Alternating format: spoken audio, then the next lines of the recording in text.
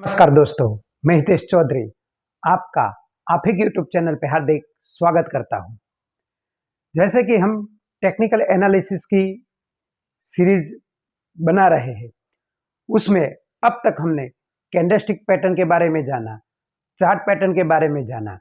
अब ये दो पैटर्नों के साथ साथ हम कुछ इंडिकेटर के बारे में भी जानेंगे, जिससे कि हमें और बेटर कंफर्मेशन मिल सके।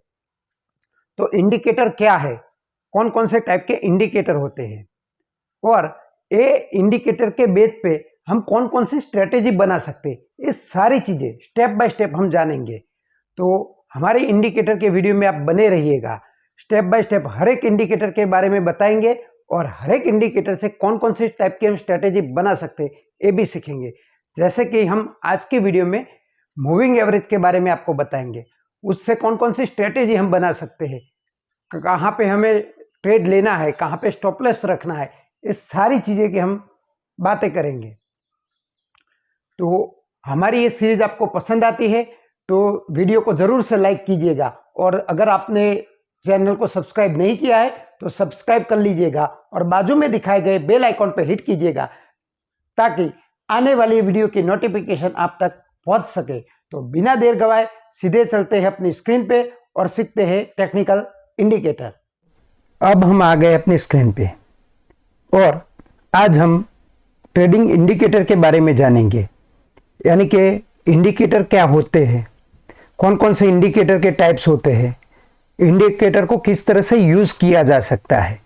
और एक लंबा चैप्टर है तो हो सके कि कई पार्ट में हमें इस सीरीज़ को डिवाइड करना पड़े और मुझे भी कोई घाई नहीं है कि मैं जल्दी से वीडियो ख़त्म कर दूँ।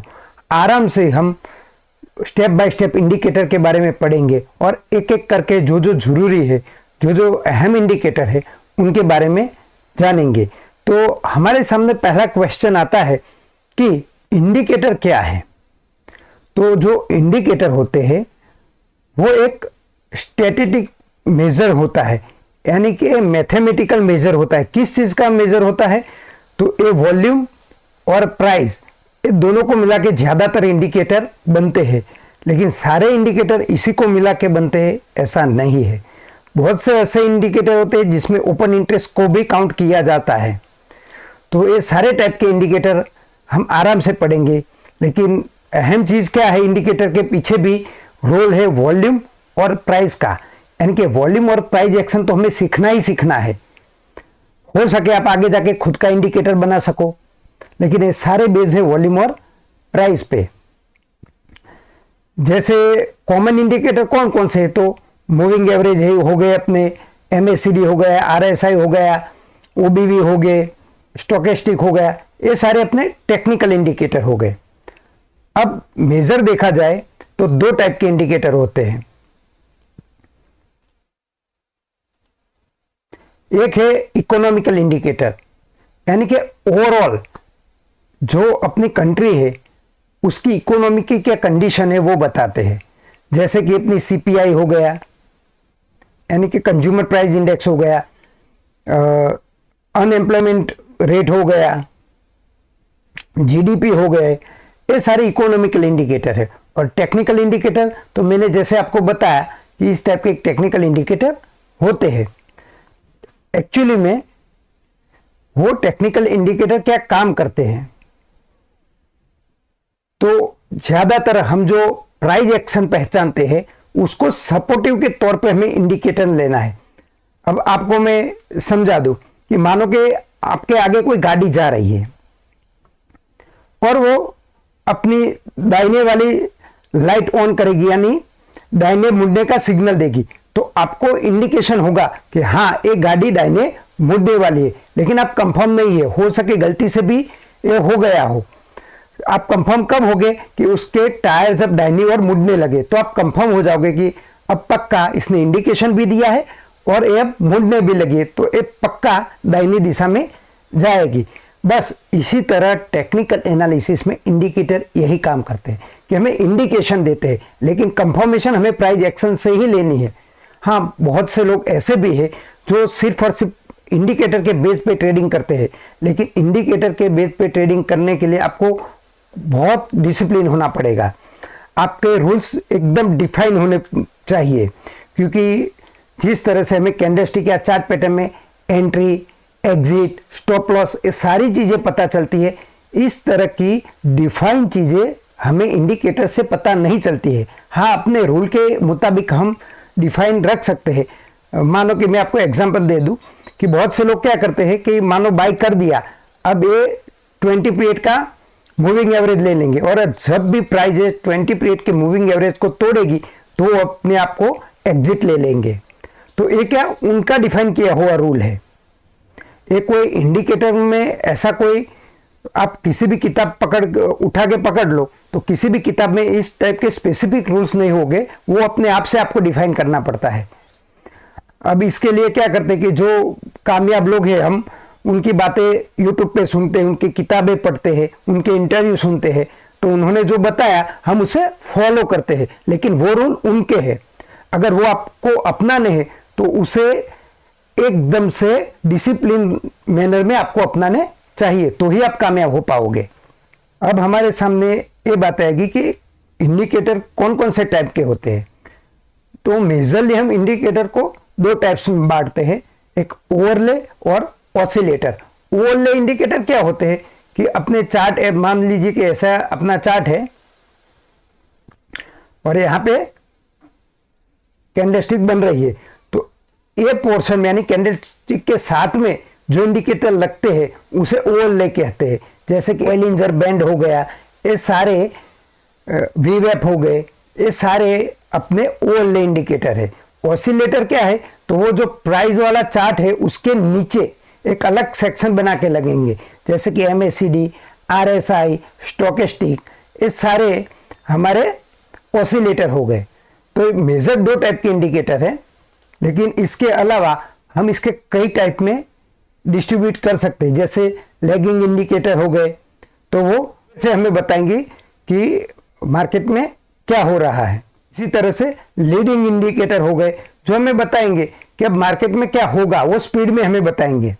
लेकिन मेरी माने तो सारे इंडिकेटर लैगिंग ही होते हैं। प्राइस पे कुछ एक्शन बनता है तो उसी का रिफ्लेक्शन हमें इंडिकेटर पे दिखेगा। वो लीडिंग कैसे हो सकते, प्राइस से पहले तो वो कुछ बता ही नहीं सकते। तो वैसे देखा जाए तो सारे लैगिंग ही है, लेकिन करने के लिए हमने लीडिंग और लैगिंग में डिस्ट्रीब्यूट किया है। यानी कि लीडिंग है वो जरा अर्ली हमें एंट्री दे देते हैं और लैगिंग होते हैं वो बाद में एंट्री देते हैं। तो ये हो गए इंडिकेटर के टाइप्स। हमने बड़ी मेहनत करके आपके लिए प्रेजेंटेशन बनाते हैं जिससे हम आपको सिखा सके। अगर आपको ये प्रेजेंटेशन चाहिए तो आप किसी भी 5 ग्रुप में इस वीडियो को शेयर कर दीजिए। जैसे आप लिंक्डइन पे है, ट्विटर पे है, फेसबुक पे है, टेलीग्राम पे है, व्हाट्सएप पे है, किसी भी 5 ग्रुप में आप इस वीडियो को शेयर कीजिए और उसका स्क्रीनशॉट हमें जो डिस्क्रिप्शन में नंबर दिया है उस पर भेज दीजिए, तो हम आपको एक PPT अवेलेबल करवा देंगे।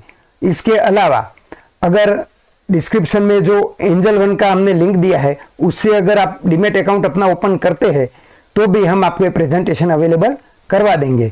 वैसे एंजल वन में डीमैट अकाउंट ओपन करना बिल्कुल फ्री है, कोई भी हिडन चार्ज नहीं है। और इसके अलावा आप हमसे कुछ सीखना चाहते हैं तो हम इसका कोर्स करवाते हैं, जिसमें बेसिक से लेके एडवांस और एडवांस से लेके प्रो तक का कोर्स हमारे पास अवेलेबल है। अगर कोई बंदा बेसिक से प्रो तक का कोर्स करना चाहे तो भी हम उससे करवाते हैं। लेकिन इसके बारे में अगर आपको डिटेल जानना है तो नीचे डिस्क्रिप्शन में जो नंबर दिया है उस पर कॉन्टेक्ट करके आप जान सकते हैं। नहीं तो खामखा वीडियो लंबा हो जाएगा और सिर्फ जो लोग ये वीडियो सुनने के लिए आए हैं उनको दिक्कत होगी। लेकिन जो सिर्फ सुनने आए हैं उनको मेरी रिक्वेस्ट है, अगर हमारा वीडियो पसंद आता है तो आप इसे जरूर से लाइक कर दीजिएगा, और अगर आपने चैनल को सब्सक्राइब नहीं किया है तो जल्दी से सब्सक्राइब भी कर लीजिएगा। अगर हमारे वीडियो के दौरान आपके दिमाग में कुछ क्वेश्चन आते हैं तो आप हमें कमेंट बॉक्स में पूछ सकते हैं, हम उसका आंसर देने का जरूर प्रयत्न करेंगे। तो आज हम अलग अलग इंडिकेटर जानना शुरू करेंगे और सबसे पहले हम मूविंग एवरेज के बारे में जानेंगे कि मूविंग एवरेज क्या होती है, उसे कैसे इस्तेमाल करना है, और मूविंग एवरेज की कुछ स्ट्रेटेजी की भी आज हम चर्चा करेंगे। तो मूविंग एवरेज एक मैथमेटिकल स्टेप होता है। किस तरह से, तो वो एवरेज होता है। एवरेज जैसे मान लीजिए कि कोई आदमी के पास 2 चॉकलेट है, किसके पास 4 है, तीसरे आदमी के पास 6 है और चौथे आदमी के पास 3 चॉकलेट है। तो एवरेज ये चारों आदमी के पास कितनी चॉकलेट है, तो वो जानने के लिए हम क्या करेंगे, तो ये चारों का हम सम करेंगे और उससे 4 से डिवाइड कर लेंगे। बस यही है मूविंग एवरेज। इसमें क्या होता है कि 20 पीरियड की मूविंग एवरेज यानी कि 20 डे की जो क्लोजिंग प्राइस है उसको सम करके 20 से भागा जाता है। उसी तरह से 50 पीरियड की अगर मूविंग एवरेज हम जानना चाहे तो जो 50 डे के क्लोजिंग प्राइस है उसे सम करके उसे डिवाइड किया जाता है। इसी तरह से 200 डे की अलग अलग टाइप की हम मूविंग एवरेज बना सकते हैं, लेकिन हमें मैन्युअली कैलकुलेशन न करना पड़े इसीलिए इंडिकेटर ही बना दिया है जो उस टाइम क्या एवरेज निकल के आती है वो हमें बताता है। और मूविंग का मतलब क्या है कि एवरेज चेंज होती रहती है, यानी कि लास्ट 50 डे आज का डे ऐड किए तो ए डे सब्सट्रैक्ट हो जाएगा और ये लास्ट 50 डे की एवरेज चेंज होती रहेगी, यानी कि मूव होती रहेगी। जो मैंने आपको बताया वो फॉर्मूला में सिंपल मूविंग एवरेज में देखने को मिलता है। मूविंग एवरेज के भी बहुत टाइप हैं, जैसे exponential moving average, simple moving average और भी कई टाइप है। उसके अलावा double exponential moving average, triple exponential moving average, linear regression, time series forecast, Wilder moving average, weighted moving average और आप सबका फेवरेट इसमें मैंने ऐड नहीं किया है वो बाद में कर देंगे, वॉल्यूम वेटेड मूविंग एवरेज जो इंट्राडे ट्रेडिंग में बहुत से लोग इस्तेमाल करते हैं। तो बहुत से टाइप की मूविंग एवरेज होती है। तो इसके बेस पे आप एक्सपोनेंशियल मूविंग एवरेज क्या होता है, तो एक्सपोनेंशियल मूविंग एवरेज में जो लास्ट 50 डे होते हैं वो सारे को हम सेम वेटेज न देके जो लास्ट के कैंडल होते हैं उनको ज्यादा वेटेज देते हैं और जितने दूर के कैंडल होते हैं उनको हम कम वेटेज देते हैं। इस तरह से वो एक्सपोनेंशियल मूविंग एवरेज बन जाता है। सारे के अलग अलग फॉर्मूले हैं, लेकिन हमें फॉर्मूला सीखने से कोई मतलब नहीं है। हमें बनाया सीधा मूविंग एवरेज मिल ही जाता है, तो हमें फॉर्मूले के चक्कर में पड़ने की जरूरत नहीं है। लेकिन आपके नॉलेज में रहे इसके लिए मैंने थोड़ी सी हिंट आपको दे दी। अब हम मूविंग एवरेज के बेस पे कौन कौन सी स्ट्रेटेजी है वो पढ़ने का ट्राई करेंगे। सारी चीजें आपको प्रेजेंटेशन में मिलेगी, आप इसको अपने पास रख के आराम से पढ़ के अपनी नॉलेज एनहेंस कर सकते हैं। अभी हम कुछ स्ट्रेटेजी की बात करेंगे, जैसे कि पहला गोल्डन क्रॉसओवर और डेथ क्रॉसओवर एक बहुत सी कॉमन स्ट्रेटेजी है जो मूविंग एवरेज के बेस पे बनाई जाती है। इसमें कुछ रूल्स है, कौन कौन से स्टेप ध्यान में रखने हैं गोल्डन क्रॉसओवर में। तो पहला स्टेप आपको ये ध्यान में रखना है कि एक डाउन ट्रेंड होना चाहिए, एक मैच्योर डाउन ट्रेंड होना चाहिए पहले तो। दूसरा क्या होना चाहिए कि शॉर्टर मूविंग एवरेज है वो लॉन्ग टाइम मूविंग एवरेज को क्रॉस करना चाहिए। अब शॉर्टर मूविंग एवरेज क्या हुआ, तो 20 दिन की मूविंग एवरेज वो 50 डे की मूविंग एवरेज से शॉर्ट है, यानी कंपैरेटिवली शॉर्ट देखना है। अब आप मानो तो 20 और 10 का आप रेशियो लोगे कि 20 दिन की मूविंग एवरेज और 10 दिन की, तो इसमें शॉर्टर 10 दिन की हो गई और लॉन्गर हो गई 20 दिन की। अब मैं अभी दिन बोल रहा हूं, इसका मतलब है कि मैं डेली चार्ट की बात कर रहा हूं। ये बाकी 20 पीरियड की मूविंग एवरेज ऐसा वर्ड इस्तेमाल करना अच्छा रहेगा, यानी कि लास्ट 20 कैंडल की मूविंग एवरेज रहेगी। वो आप 5 मिनट का चार्ट देखिए तो लास्ट 5 मिनट की 20 कैंडल, 1 घंटे का चार्ट देखे तो लास्ट एक घंटे की 20 कैंडल, इस तरह से उसे काउंट किया जाता है। लास्ट में हमने बातें की कि पहले डाउन ट्रेंड होना चाहिए, फिर short time moving average long time moving average को क्रॉस करनी चाहिए और उसके बाद एक कंटिन्यू हमें अप ट्रेंड मिलना चाहिए, जिसमें डाउ थियरी के हिसाब से हायर हाई और हायर लो बनने चाहिए।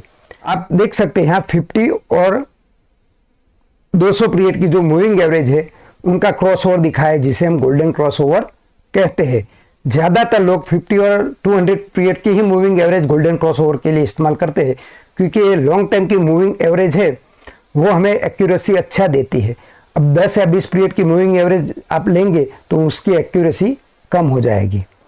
इसी तरह से डेथ क्रॉसओवर है वो बिल्कुल इसका उल्टा है, यानी कि पहले हमें एक अप ट्रेंड देखना है, उसके बाद short time moving average long time moving average को इस तरह से क्रॉस करेगी, उसके बाद एक डाउन ट्रेंड बनना चाहिए, फिर हमारी एंट्री होगी। इसको भी हम चार्ट पे देख लेते हैं। तो ये देखिए एक अप ट्रेंड था, उसके बाद यहां पे डेथ क्रॉसओवर बना और प्राइस नीचे आता है। मूविंग एवरेज के जो क्रॉस ओवर है उसके साथ साथ हमें वॉल्यूम भी देखना है कि वॉल्यूम में भी स्पाइक होना चाहिए। जब क्रॉस ओवर होने वाला हो तब वॉल्यूम में हमें एक स्पाइक दिखना चाहिए, तो वो एक डबल कंफर्मेशन हो जाएगी, यानी कि मूविंग एवरेज के साथ साथ हमें वॉल्यूम की भी कंफर्मेशन लेनी पड़ेगी।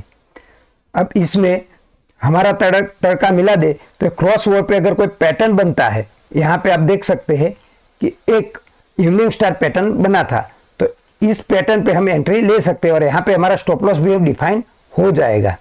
नहीं तो कुछ लोग इसका स्टॉप लॉस क्या करेंगे कि जो 200 पीरियड की मूविंग एवरेज है उस पर रखेंगे या 50 पीरियड की मूविंग एवरेज है उस पर रखेंगे। जब उसको क्रॉस करेगी प्राइस तब वो अपने ट्रेड से बाहर निकल जाएंगे। लेकिन इसके साथ अब कैंडलस्टिक का तड़का मिला ले तो इसकी एक्यूरेसी बढ़ जाएगी और स्टॉप लॉस भी छोटा हो जाएगा। आओ उसे हम लाइव चार्ट पे कुछ एग्जांपल देखें। जैसे आपके सामने अभी टाटा मोटर का चार्ट है और आप देख सकते हैं कि यहाँ पे एक डाउन ट्रेंड था।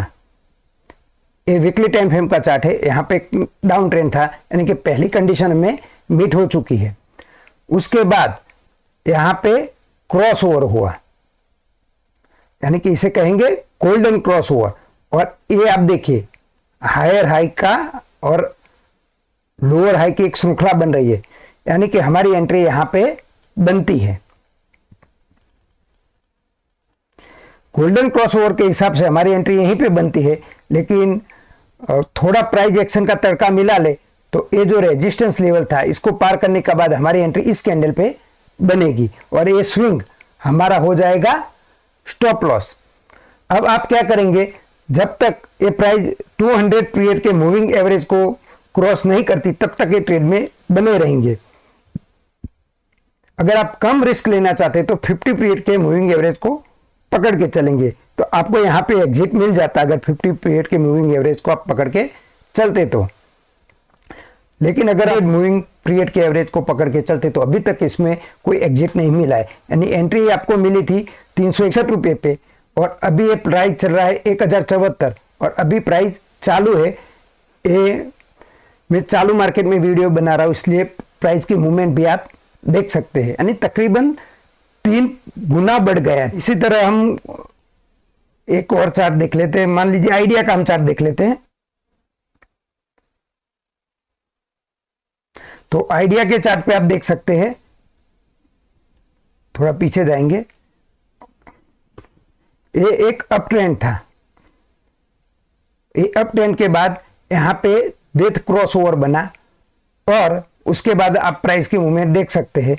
अगर आपने 200 पीरियड मूविंग एवरेज को पकड़ा होता तो 15 रुपये पे आपकी एग्जिट होती और आपकी एंट्री बनती थी 70 रुपये पे 70। तो आप मानिए कितना परसेंट गिरा। इसी तरह इसमें भी हम गोल्डन क्रॉसओवर ढूंढने का प्रयत्न करते हैं।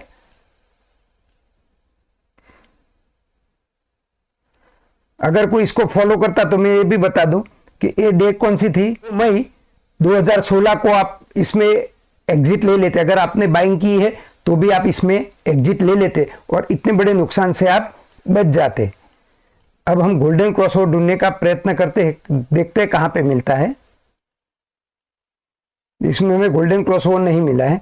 कोई बोलेगा ये गोल्डन क्रॉसओवर है, लेकिन आप देखिए इसमें कहीं पर भी आपको डाउन ट्रेंड क्लियर दिखाई दे रहा है, तो इसमें डाउन ट्रेंड नहीं, मतलब गोल्डन क्रॉसओवर हमें नहीं मिला है। चलो अपने फेवरेट रिलायंस चार्ट को भी देख लें।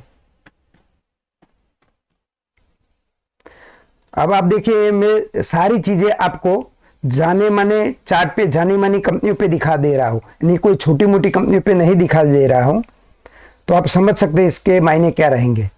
आप देखिए इसमें तो अब तक अप ट्रेंड चल रहा है, मेरे को लगता नहीं इसमें कभी भी गोल्डन क्रॉसओवर हुआ होगा। देखते हैं कहीं मिलता है तो।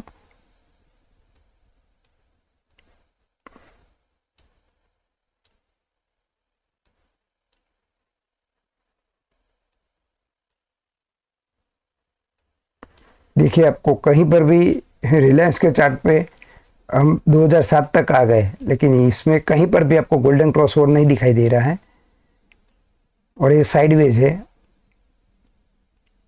इसमें अप ट्रेंड में चल रहा है। चलो कोई और एक चार्ट देख लेते, कौन सा देखे? चलो डाबर का देख लेते हैं।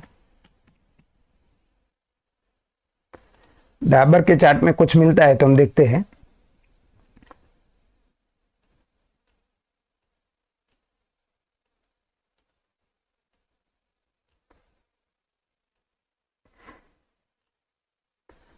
डाबर में भी हमें कंटिन्यू अप ट्रेंड दिखाई दे रहा है।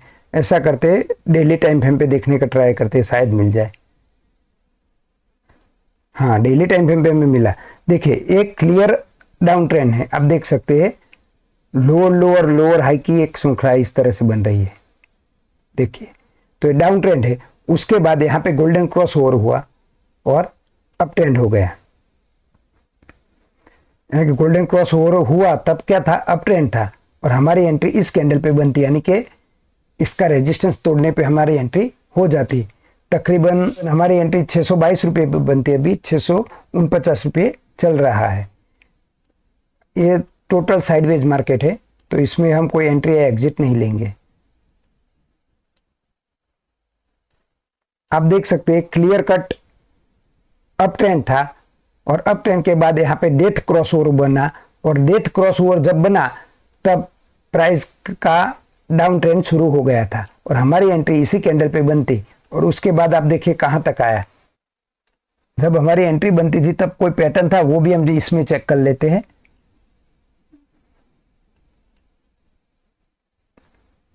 जी, हमारी एंट्री बनी तब भी हमें एक कैंडलस्टिक पैटर्न दिखाई दे रहा है जिसे डोजी कहते हैं। और डोजी के अलावा अगर आप इसे एंगल्फिंग पैटर्न कहना चाहे तो भी कह सकते हैं।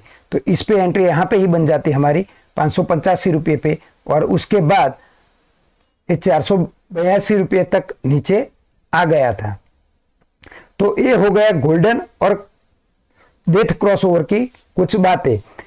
और मूविंग एवरेज पे और भी बहुत सी स्ट्रेटेजी है, लेकिन आज का वीडियो बहुत लंबा हो जाएगा और ज़्यादा देखने में लोग बोर भी हो जाते हैं और दिमाग में ज़्यादा घुसता भी नहीं है। इसके लिए हमें टुकड़ों में वीडियो बनाएंगे, यानी कि मूविंग एवरेज के आगे की जो स्ट्रेटेजियाँ है, जो स्पेशल स्ट्रेटेजियाँ है, ये हो गई कॉमन स्ट्रेटेजी। जो स्पेशल स्ट्रेटेजियाँ है वो हम आने वाली वीडियो में आपके साथ रिवील करेंगे। तब तक हमारे साथ बने रहिए। तब तक के लिए जय हिंद, जय भारत।